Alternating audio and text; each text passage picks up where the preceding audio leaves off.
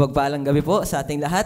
Ano po, tunay po na napakabiyaya na tayo ay muling nagkasama-sama sa biyaya at awa po ng ating Panginoon. Parang last Sunday, nandito lang po ulit ako. Nandito na ulit. Tayo po ay mag-aaral muli ng salita ng Panginoon ngayong pong gabi na ito. At tayo po magsitayo. Buksan po natin ang ating pong mga Biblia sa Ecclesiastes 3, verse 1. At tayo po ay nasa pag-aaral po ngayon, sa talakayan, nasa team po tayo ng family ngayon. At last week, ang ating pong napagtalakayan po ay about po sa tamang panliligaw na inatid po sa atin ng ating pong kapatid na si Brother Rainin. At ngayon naman po, ang ating pong tatalakayin ay about naman po sa right time. Sabi po sa Ecclesiastes 1, verse 1, sabay-sabay po natin bagkitin. Sama na rin natin yung verse 11. Pero 1 and 11, yan. Verse 1 muna, sabay-sabay po tayo. Ready now? Read. To everything there is a season and a time to every purpose under the heaven. Verse 11, He hath made everything beautiful in His time. Also He hath set the word in their heart, so that no man can find out the work of God, that make it from the beginning to the end. So tayo po muna yung manalangin. Let's pray. Panginoon sa langit, maraming salamat po Panginoon sa buhay ng bawat isa. Salamat Panginoon sa inyong pag-ibig. Salamat Panginoon sa inyong Panginoong kabutihan po Panginoon sa aming Panginoon. Tunay Panginoon na nawa ay kayo na pong patuloy na sumama sa amin sa pag-aaral na ito. At nawa Panginoon ay ma-feel Panginoon ng Holy Spirit ang bawat isa Panginoon nandito. Kayo na pong kumilos sa aming mga puso at isip Panginoon. At ngayon pong araw na ito ay kayo po ang makita sa harapang ito at hindi po Panginoon ang nagsasalita, kundi Panginoon ay yung kung anong gusto nyo Panginoon sabihin Panginoon sa inyo pong mga anak. Kayo na po nawa ang sumaba sa gabi na ito.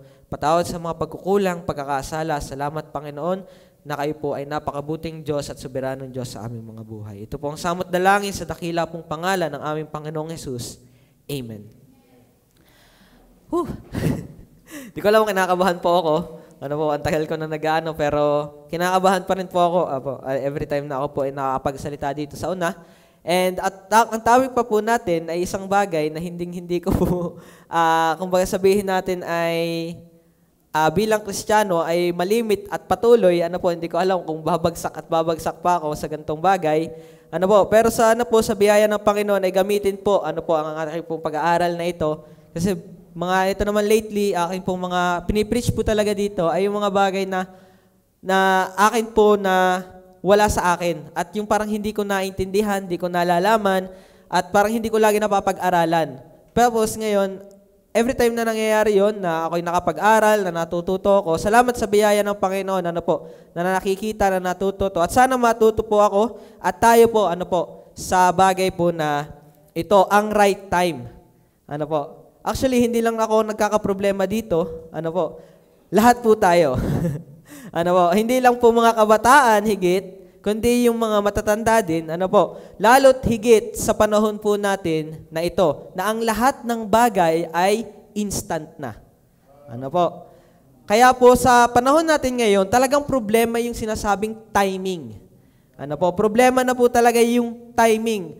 Sa lahat po ng bagay, na sa kahit pa outside world or sa atin sa secular world o kahit po dito sa atin sa ating church, sa lahat ng bagay, ang timing po ang isa sa pinakamahalagang bagay na dapat ay nakikita at dapat na ating napapag-aralan at dapat nating nagagawa.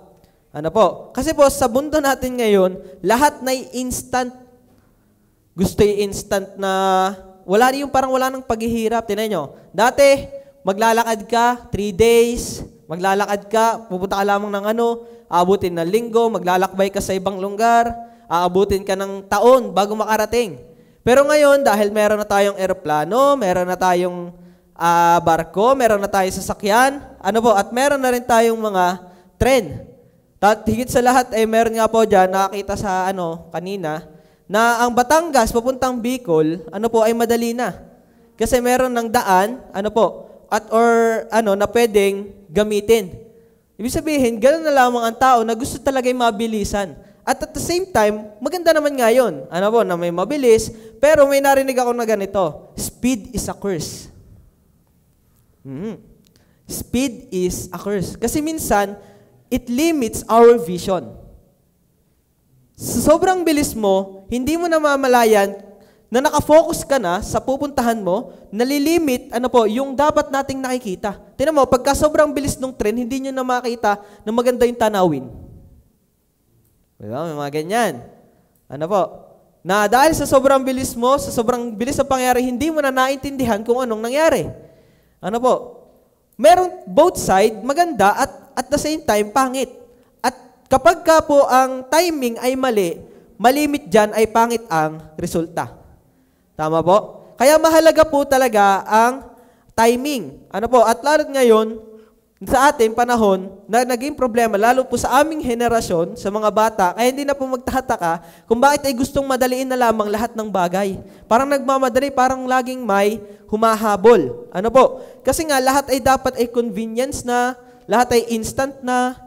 Kung dati, bago pa makarating ang sulat, sa ibang bansa kami, nakaranas kami na, nagsusulat kami sa yellow paper, buwan. Ang inaabot bago makarating sa aking ama, tapos bago pa makarating ang sulat ng aking ama, buwan pa din.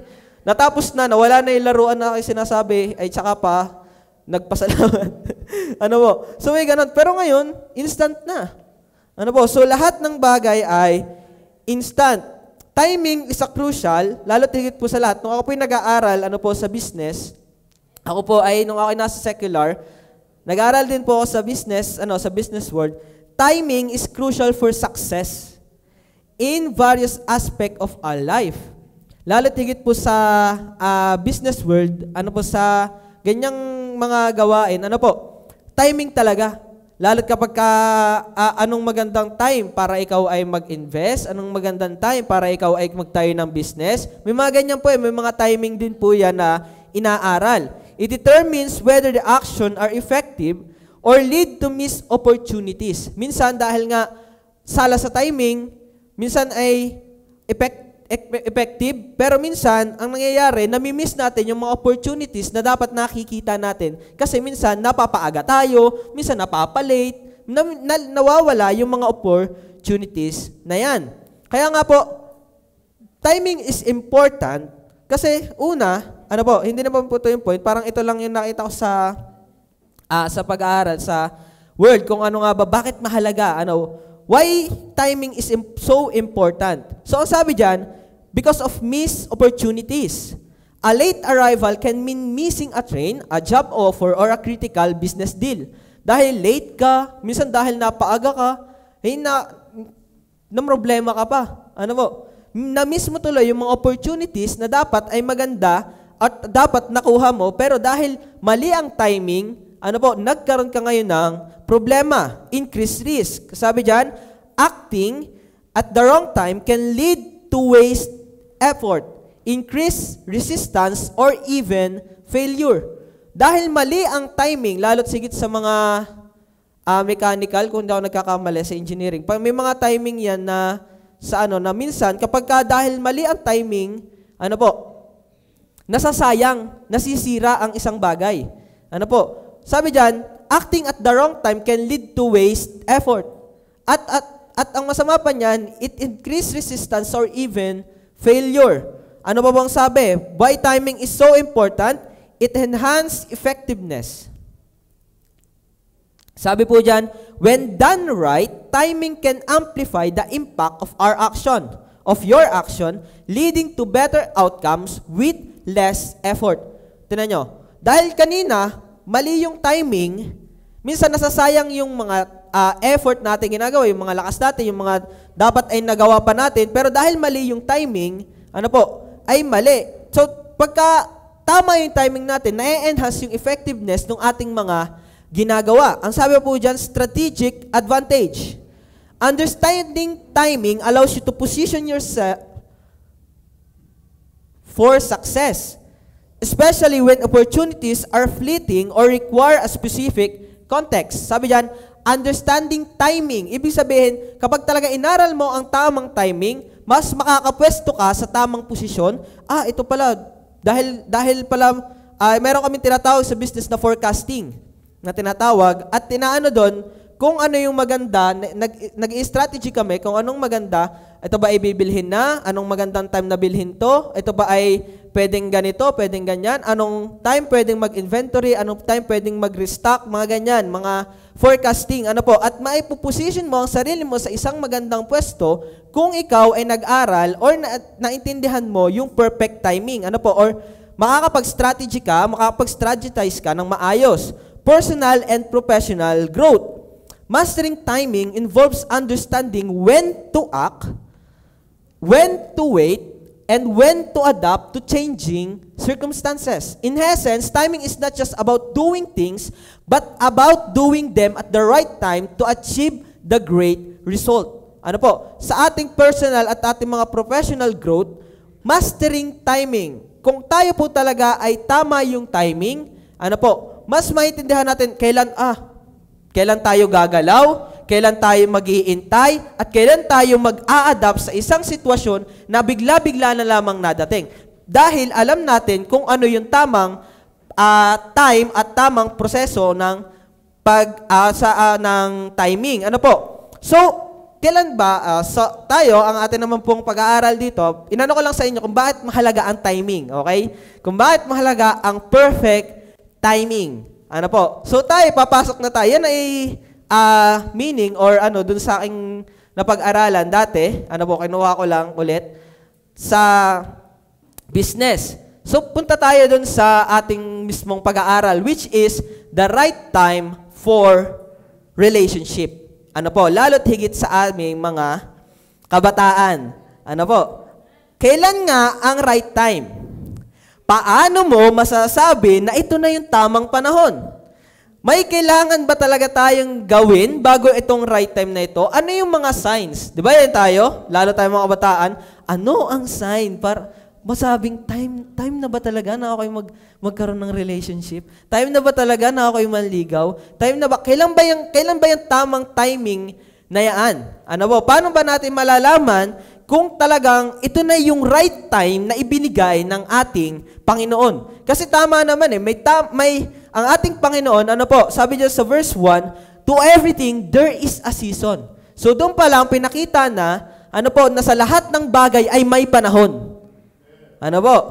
At sa ating relationship, meron din niyang panahon. Ari po ay isang paalala. Alam niyo naman po ako, sa mga nakakilala sa akin, isa ito sa pinag-aaralan pa at pinagpupursigihan na mabago. Sa akin. Kasi impulsive ako eh. Pero maganda naman at kahit pa paano, nakikita ko naman sa sarili ko dahil sa mga advices na rin at sa pagbabasa ng ating ng salita ng Diyos, nakikita at natututo. Yan naman po maganda yung natututo. Hindi tayo nag-i-stuck. Kaya kung ayaw nyo makinig sa akin, ay okay lang.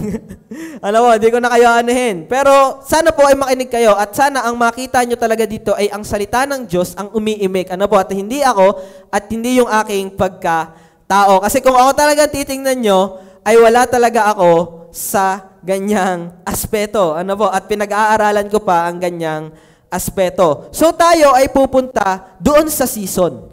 To everything, there is a season. Paano nga ba na natin malalaman kailan ang right time at paano ba natin makikita na tayo ready na or paano ipinakita ng Diyos, na tayo ready na pumasok sa ganyang relationship. Sabi diyan, the season. Number 1, when spiritually grown. Yan yung maganda na ating makita. Na tayo, ito naman hindi lang sa relationship natin pwedeng ilagay. Sa atin, sa ministry, kailan tayo pwedeng pumasok sa ministry? Kailan ba tayo pwedeng lumabas? Kailan ba tayo kailangan yung mga gagawin natin? Para sa Panginoon, siyempre, yan ay kapag tayo'y malago spiritually. Mas effective, sabi nga dun sa mas effective, mas magiging effective tayo, mas magiging magandang kalalabasan kung tayo ay spiritually grown. Kung tayo spiritually matured, mababawasan natin yung risk, mababawasan natin yung mga pagkakamali, yung mga missed opportunities, at ma-enhance natin yung effectiveness at makakapag-strategize tayo ng maayos sa ating relationship, sa ating mga business, sa kung saan-saan mga bagay. Ano po? Kung tayo ay spiritually grown, kasi hindi tayo tulad ng mundo. Okay? Hindi tayo basta-basta na lamang napasok sa ganyang bagay. Dapat tayo, isinasama talaga natin sa ating mga buhay, yung ating spiritual na buhay. Tingnan nyo, minsan tingnan nyo, mas okay lang na pabayaan ang ating spiritual, nakalagayan. Hindi nyo ba napapansin yun? Parang okay lang, okay lang naman ako parang bumagsak. Okay, tama naman, ang ating Diyos ay mahabagin, ang ating Diyos ay mapagbiyaya, pero bakit ganun? Parang hinahayaan natin, na tayo na lamang, dahil lang tayo babagsak, di okay lang. Parang hindi mabigat sa atin na tayo ay nababa spiritually at hindi lumalago. Di ba ang napakapangit tingnan na, may ganito may garning problema, mga ganito. Parang ang bigat sa atin ng mga ganon. Pero bakit parang ang lamang ng, parang, hindi mabigat sa atin na tayo ay spiritually down? At parang okay lang sa atin na spiritually down yung mga kasama natin? Mga kapatid, mahalaga po na tayo ay nalago spiritually. Hindi po yung magaan na bagay. At hindi po yan dapat ginagawang magaan na bagay. Magkaiba yun Kasi minsan, dahil sa sobrang bigat, pinabababaw na lang natin ng isang bagay At hindi dapat ganun yun. Dapat maisip natin, ma-realize natin na talagang pag sinabing spiritual, kailangan matured tayo. Ephesians 4 verse 13.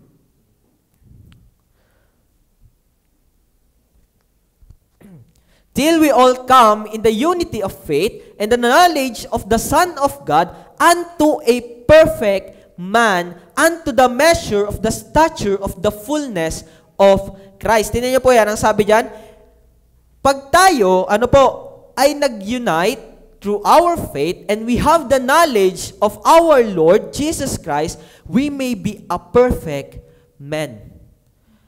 We have the measure to stature the fullness of our Lord Jesus Christ. Ibig sabihin lamang nun, magiging prepared tayo sa isang relationship kung tayo ay spiritually grown. Kung tayo ay nag-unite and we have the knowledge of our Lord Jesus Christ. At paano ba tayo talaga maging spiritually grown? By the Word of God. Sabi diyan, the unity in faith and the knowledge of the Son of God. Para makita natin na para tayo maging maayos, di ba sabi, doon sa maybe be perfect. Men. Para tayo maging maayos. Sabi sa 2 Timothy 3 verse 17, may the perfect man, sabi doon? That the man of God may be perfect, truly furnished unto all good works. So, ibig sabihin, kung ikaw ay prepared, kung ikaw ay spiritually grown, yung right time ay makikita mo. Yung right time, yung tamang pagkakataon, yung tamang plano ng ating Diyos sa ating mga buhay. Kung tayo lamang ay saturated at spiritually matured, our ability to trust God in His perfect timing is rooted in how well we know Him. Gaano mo kakilala ang Diyos at makikilala lamang natin ang Diyos kung alam natin ang Kanyang salita. Hindi naman natin mapupulot yan kung saan aklat. Saan nyo pa nakilala ang Panginoong Hesus bilang tagapagligtas? Wala na, kundi sa Bible lamang. Tama? At paano tayo lalagot, makikilala pa ang Panginoon? By the Word of God. Sabi diyan, when we recognize His character, know that He loves us, and remember that He is working all things for good according to His sovereign plan.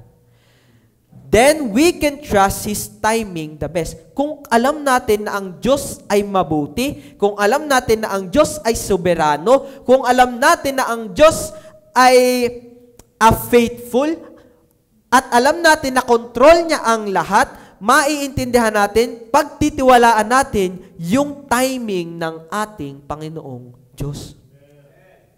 Ano po? Kung yun tayo ay spiritually matured. Wala naman yung secret ingredient para ikaw ay mag-mature spiritually. Kundi ang salita ng Panginoon. Kaya nga sasabi sa Psalms 119 verse 105, His word guide us. Kaya dyan, the word is lamp unto my feet and a light unto my path. Maiintindihan mo, alam mo kung paano tayo papasok sa ganyang sitwasyon, sa ating aspeto ng ganyang buhay. Bakit? Kasi merong salita ng Diyos. His word will guide us. Sabi dyan, sa Psalms 119, verse 1 at 14, give us hope and safety. Kung alam natin ang Diyos, maintindihan natin yung perfect plan ng atin, mabibigyan tayo ngayon ng hope at ng safety na, safe na pala to. Bakit? Kasi alam mo na galing ito sa salita ng Diyos. Sabi pa dyan sa Psalms 119 verse 28, strengthen us. Pinapalakas tayo not just in our physically, hindi lamang sa ating physically, kundi spiritually.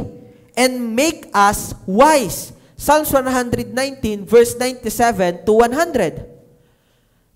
Kung talagang tayo magiging wise, kung tayo magpapalakas, at kung tayo ay ang gumagabay sa atin ay ang salita ng Diyos, ay maiintindihan natin yung right time po na yaan. Sabi sa 2 Timothy 3:16 verse 17, equipping us for life. Ang salita ng Diyos na nag-equip sa atin. Tama? It is profitable for doctrine, for rebuke, for reproof, and the work of righteousness. Basta yan. And the work of in righteousness. That the man of God may be perfect, truly furnished unto all good works. 2 Timothy, equipping us in life in Christ. Studying and meditating on God's word enable us to better know His path and His timing. My life verse, Proverbs 3:5-6. Kung tayo nagme-meditate talaga sa ating Diyos, salita ng ating Panginoon, yun talaga yung mag-e-enable sa atin para talaga tayo ay ma-prepared, para talaga makita natin kailan nga ba yung timing na yan. Kasi di ba, dun sa kanina, inaaral talaga yan sa forecasting. Si Kuya Mac, nagpo-forecasting po kayo sa inyo sa business? Actually, kailangan pong mag-forecast. Ayan naman ay sadya sa malalaking kumpanya na din talaga nagpo-forecasting. Pero yan talaga ay sa timing. Tira nyo, inaaral nila yan, yung mga possibility, probability, tapos kailan, yung mga history, yung mga past, inaaral nila yan. Alam po ni Tita Arya, yan ay kasama sa pag-aano talaga ng business.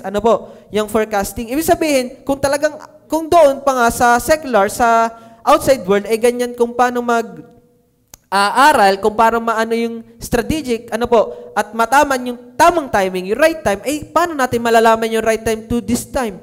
Para sa ating mga mananampalataya, ay through His Word, studying and meditating on God's Word.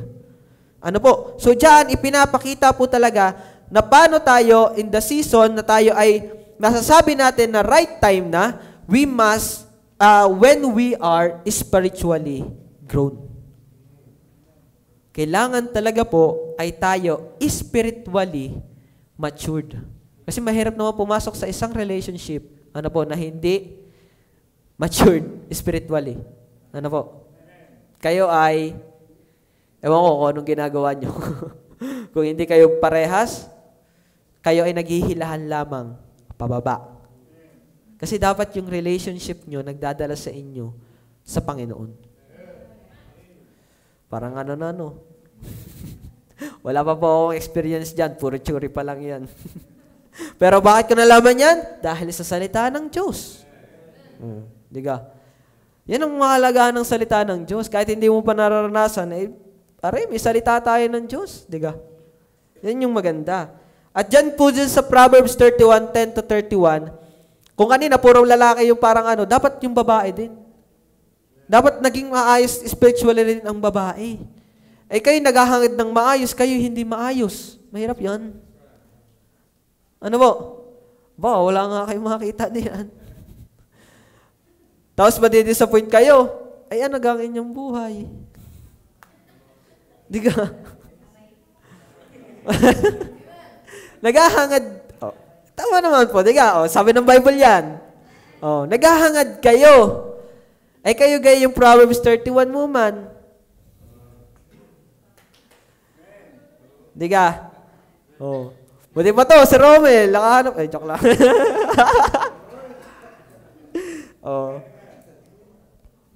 Di ka? Yan yung natin. Dapat, we must spiritually grown. At lalong higit tayo mga lalaki because we are the leader ng ating magiging pamilya. Kung hindi mas spiritual ang lalaki kaysa sa babae, anong gagawin mo diyan? Kaya nga tanyo, problema talaga, kung ang lalaki at ang babae ay unequally yoked. Lalo't kung ang lalaki ay unbeliever. Paano mo ililid yan? Dadalhin ka lang niyang pababa. Malalim kaya yung verse na yun, kung inyong malalim po yun. Ano ang pakinabang ng kadiliman sa ilaw? Wala. Ang dilim, madilim kasi may liwanag. Ang liwanag, iliwanag kahit walang dilim. Walang pakinabang ang kadiliman sa liwanag. Pambera. Malalim yung verse na yun kung inyong anuhin.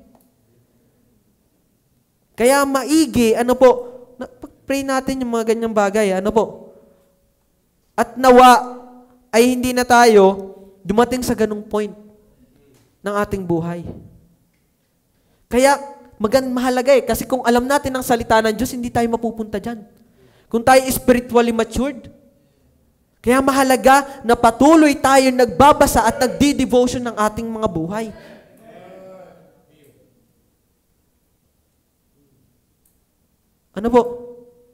Yan yung kahalagahan yan. Babagsak at babagsak tayo. At tayo naman kayo naman pong mga elders namin, kayo ang matatanda, mas marami na kayong experience sa gantong bagay. Sana tinuturuan nyo kami sa ganyang part ng aming mga buhay. Hello? Turuan nyo po kami. Wala kaming alam dyan. Puro kami lang tsuri. Kung hindi nyo ipaparealize sa amin na mali yung ginagawa namin, kayo ang nakaka-experience nyan, di parang hinayaan nyo na kami na mapatibong. Hinayaan nyo kaming napahamak. Tama po? Kaya turuan nyo po kami. At kami naman, tayo naman, magpaturo tayo. Lahat tayo ay magpaturo sa ilalim ng salita ng ating Panginoon. At sana, magtulungan tayo talaga as a church. We must unite talaga. Kasi minsan natin, yung outcome na lang Hindi na natin yung main na reason kung bakit tayo nagkakaganito. Yun ay dahil wala tayong devotion. Next, when we are spiritually grown, when we are mentally prepared. Tinanong ko si Madam kanina Sabi ko, Madam, paano mo masasabing right time na? Paano mo masasabing pwede na nga? Emotionally. Sabi ni Madam, kailangan prepared ka emotionally. So, sinabi ko, general ko na lang, mentally prepared. Ang pagpasok sa isang relationship ay long-term pressure and commitment.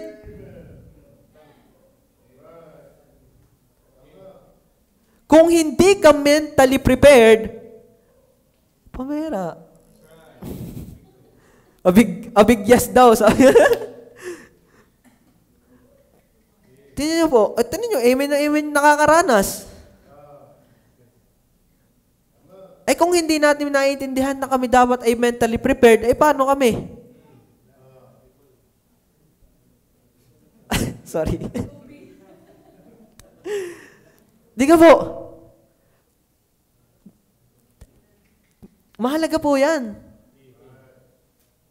Yung emotion mo, yung decision mo, yung pressure sa mga bagay-bagay, ba wala ka na sa 1 Corinthians 13:11. Ano po sabi dyan? When I was a child, I spake as a child.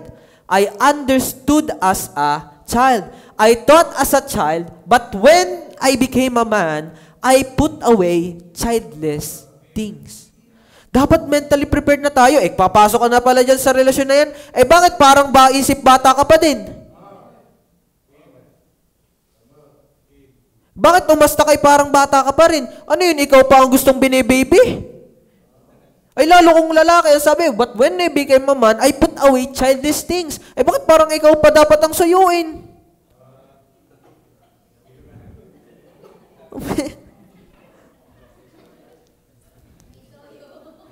Eh, mas may toyo ko pa sa... Yung babae, minsan, naiintindihan natin, eh, pag tayo mga lalaki, eh, tigat parang childish na sa ating mga sarili, na ganun tayo. Hello? Paalala ito sa atin lahat.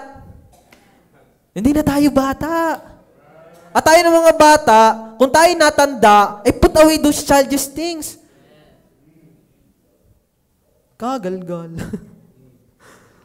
Di ka po? Mentally prepared.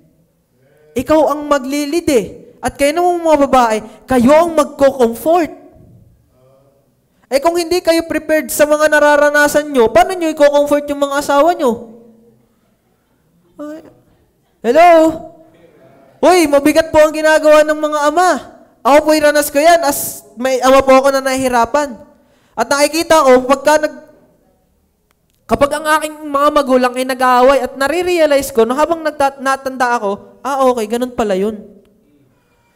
Mahirap po ang ginagawa ng ating mga ama. Ay ngayon, kung ang babae ay hindi kayang magbigay ng comfort, magbigay ng tamang support sa lalaki, ay babagsak ang tahanan. Mentally prepared. Put away those childish things. 14:20. Brethren, be not children in understanding. Howbeit in malice be ye children, but in understanding be men. Nanligaw na kayo? Ano? Nagkaroon na kayo ng gusto niyo nang magligaw? Eh, ang bata pa ng thinking nyo. Gusto nyo kasama, barkada pa din. Gusto nyo, puro gala pa din. Pinababayaan nyo yung, ano yan?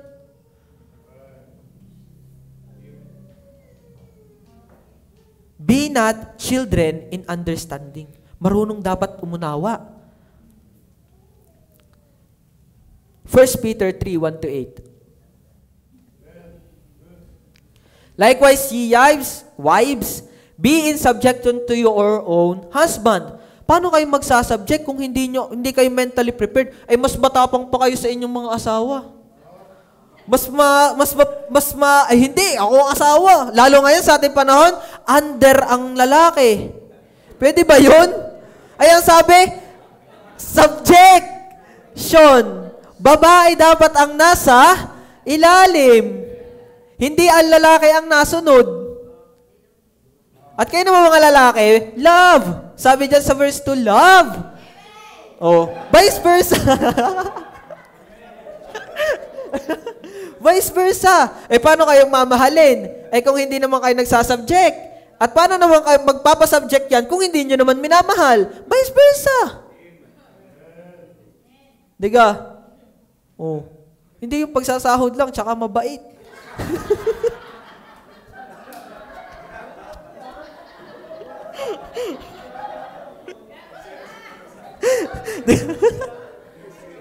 Oh.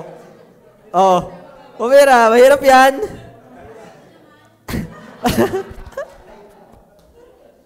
Tsaka nyo lang lulutuan ng masarap na ulam pag alam nyo, nako, hindi ganun. Ano po?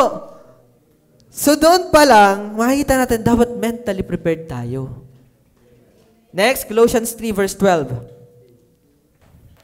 Put therefore, as the elect of God, holy, beloved, bowels of mercy, kindness, humbleness of mind, meekness, and long-suffering. Bilang tayo mga anak ng Diyos, hindi tayo katulad ng nasa mundo, so put the holiness of our Lord Jesus Christ. Ano po?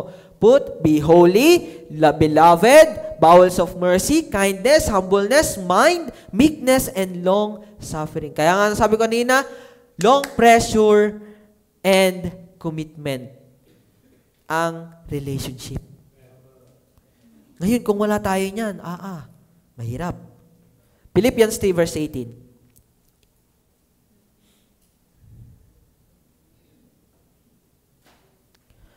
For many as walk, of whom I have told you often, and now telling you to weeping, that they, 15 po. 15 yan?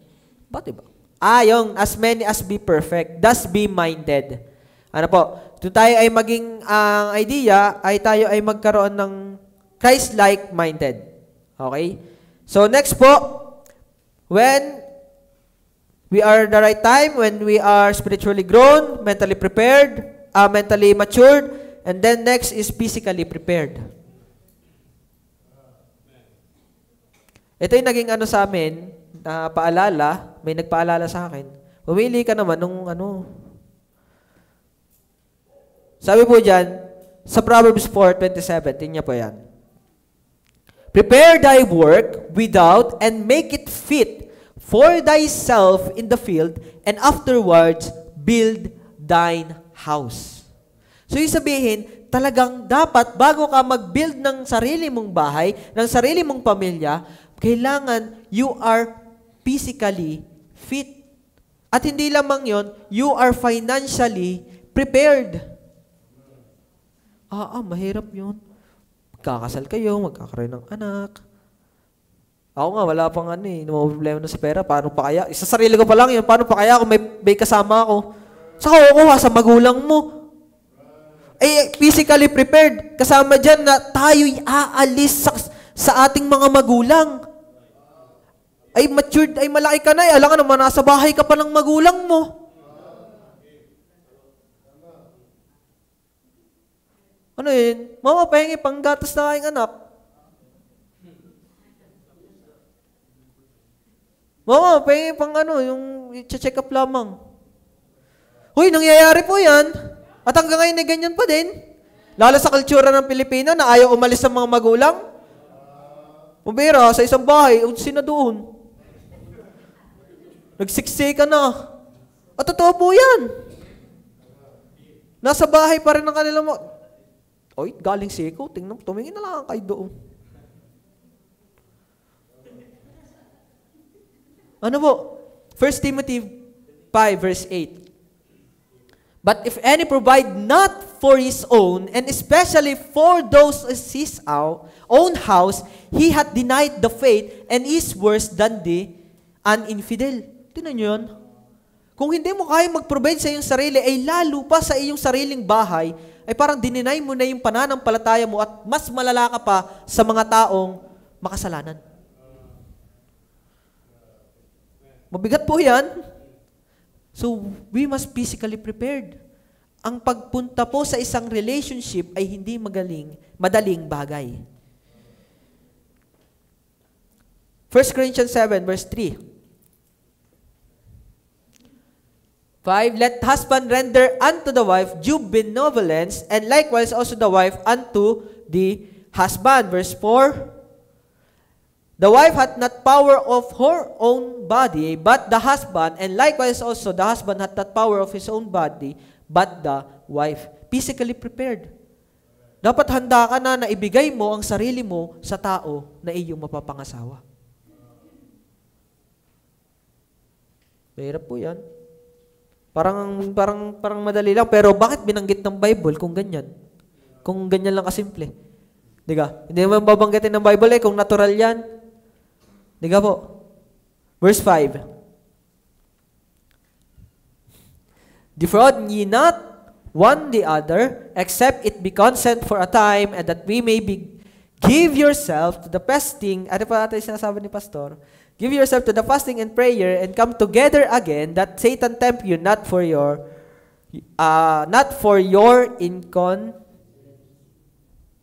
incontinency. Incontinency. Oo nga.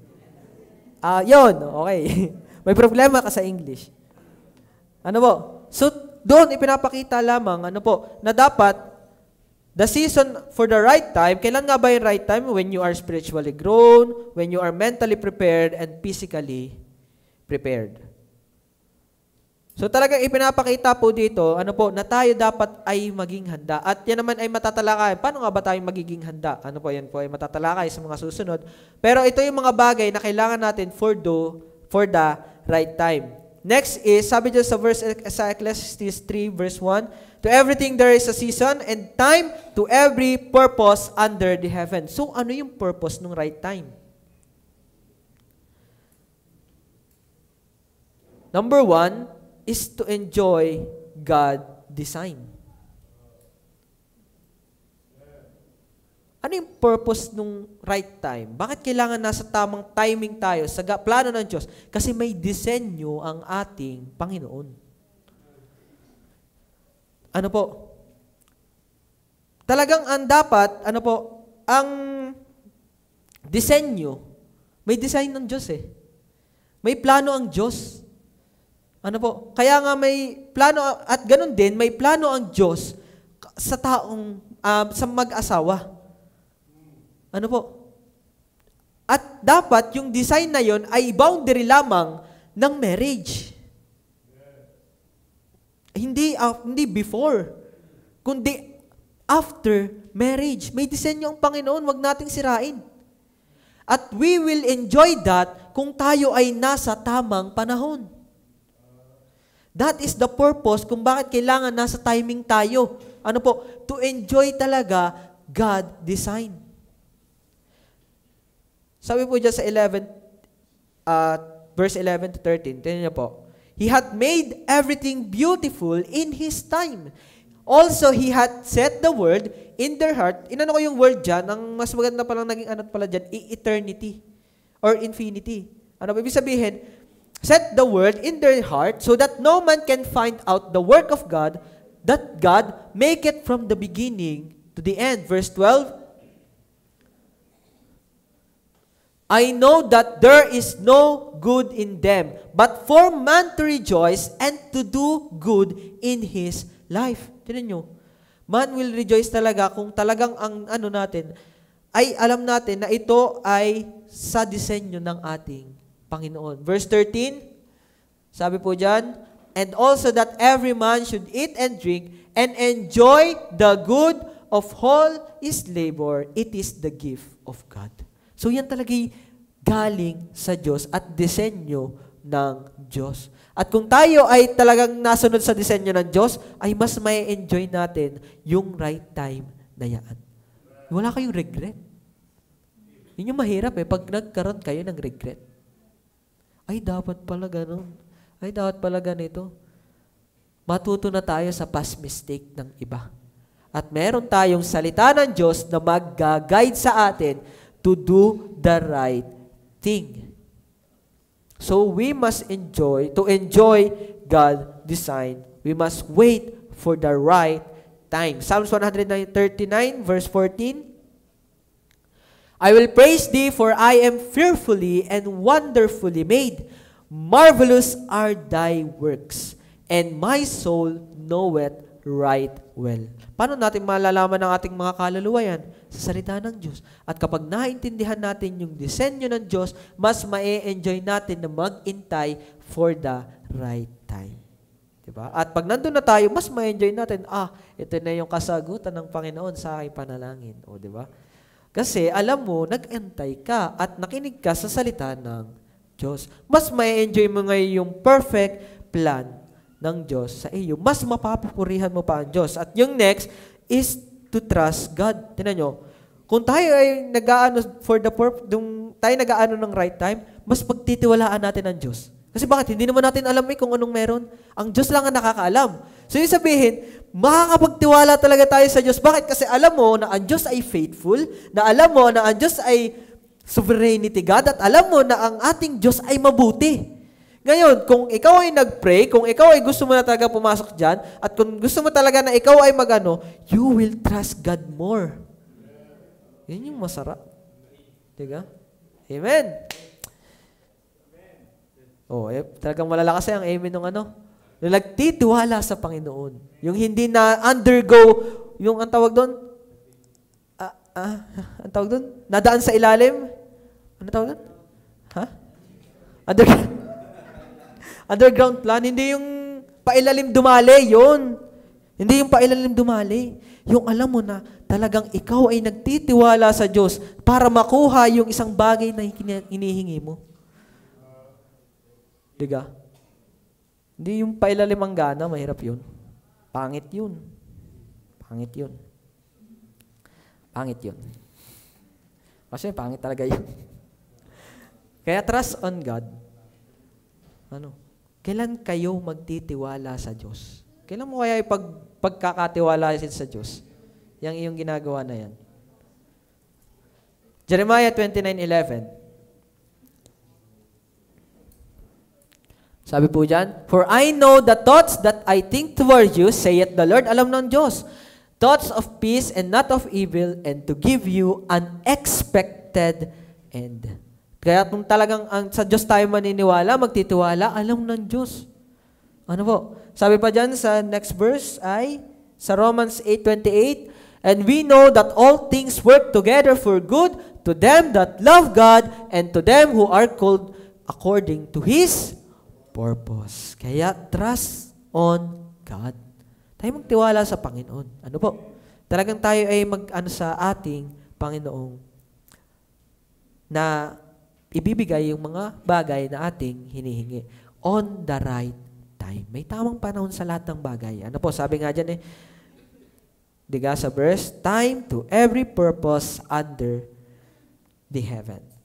Next is, why we should wait for the right time? The purpose of the right time is to glorify our God. Yan naman yung reason Hebrews 13 verse 4, marriage is an honorable in all, and the bed undefiled, but whoremongers and the adulterers God will judge. Tingnan nyo, marriage is honorable in all. At kung ikaw ay nagpasakop sa ginawa ng Panginoon, sa design na ginawa ng Panginoon, mag-glorify mo ang Panginoon sa iyong ginagawa. Ano po? Sa iyong mga plano. 1 Corinthians 10 verse 31, whether therefore ye eat or drink or whatsoever you do, do for the glory of God. Papasok ka sa ganyang relasyon, papasok ka sa ganyang style, papasok ka na siguraduhin mo na mag-glorify ang ating Diyos. Ano po? Ephesians 5:22-23, wives, submit yourself unto own husband as unto the Lord. You will submit not because iminahal ka, kundi dahil yan ay sa Diyos. At, siyempre, husband, love your wives. Sabi niya sa verse 23, even as Christ is the head of the church. Mag-glorify talaga natin ng Diyos kung talagang gagawin natin yung disenyo ng ating Diyos. Kung talagang tayo ay magsasubmit sa sovereign plan of our God. Isaiah 60 verse 22, sabi po dyan, a little one shall become 1,000 and a small one a strong nation. I, the Lord, will hasten hasten it in His time. Ano po? Talagang huwag tayo magbadali. Ang Panginoon ay may kanyang plano. God's timing is when the time is right, I, the Lord, will make it happen. Kaya, nawa, na sa mga na to, ay talagang tayong mga believer, ng ating Panginoon, na tayo mananampalataya ng Diyos, ay magtiwala sa perfect plan of God and His timing. Kahit sa mga bagay na gusto na nating makuha, kahit sa mga bagay na para tayo nagmamadali, tayo magtiwala sa Panginoon. Ano po? Talagang ine-emphasize lamang yung God's timing is always the right timing. Okay? God's timing is the right time. Yun. Hindi yung iyo. God's time. And that He will bring about His will in His own way at the perfect moment. Yun yung maganda. Yung pag-execute na ng Panginoon, yung perfect moment na yun. Diba? Papasalamat, mag-glorify mo talaga ang ating Panginoon. Lord, salamat. Ito yung answered prayer. Bakit? Kasi nag-antay ka for that right time. The first thing we need to understand for God's timing that it is perfect and all God's ways are perfect. Walang imperfect sa Panginoon. Ano po? Lahat ng kanyang plano, lahat ng kanyang timing ay perfecto. Yan ay sa Psalms 18 verse 30, all His ways are perfect. God's timing is never early and it is never been late. In fact, from before our birth unto this moment na tayo ay nandito, ano po? He is in complete control. Ano po? Of everything and everyone from everlasting to everlasting. Diba po? Yun yung maganda. Kaya tayo magtiwala sa Panginoon. Because God's time is the right time. And yun yung nawa ay ating mapag-pray sa ating bawat isa. Ano po? At lalo sa amin, pag-pray nyo kami ng mga kabataan nang gusto talaga ay push ng push kahit wala namang puro base feeling lang. Ano po? Nawa ay magkaroon kami ng tamang kaalaman sa ganitong bagay. Ano po? At talaga na tayo ay magturuan sa bawat isa at nawa ay hindi porket kayo ay matatanda na at kayo ay mga elders na ay hindi na kayo matututo. Ano po? At nawa ay kami naman ay matututo sa inyo at kayo ay matuto din sa amin. Huwag na tayo magmamataasan. Ang totoong mataas ay ang ating Panginoong Jesus. Kaya ngayon, nawa tayo ay magtiwala sa perfect plan of our God para sa ating mga buhay. Tayo po'y manalangin. Heavenly Father in heaven,